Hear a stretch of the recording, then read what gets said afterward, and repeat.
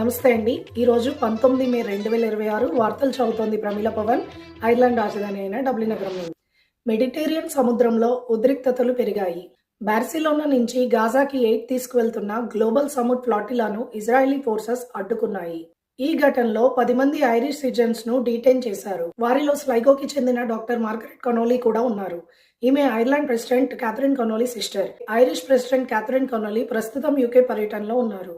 Buckingham palace లో king Charles ను కలిసిన ఈమె ఐర్లాండ్ కు స్టేట్ విజిట్ రావాలని ఆహ్వానించగా ఆయన దానికి అంగీకరించారు.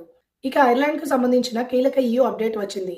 జూలై 1 నుంచి ప్రారంభమయ్యే EU ప్రెసిడెన్సీ కోసం ఏర్పాట్లు ఇప్పుడు ఫైనల్ స్టేజెస్ లో ఉన్నాయని ప్రభుత్వం తెలిపింది.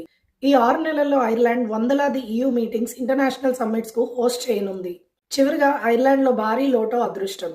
వెక్స్ఫర్డ్ కౌంటీకి చెందిన ఓ వ్యక్తికి దేశంలోనే first ever 1 million scratch card jackpot గెలుచుకున్నారు.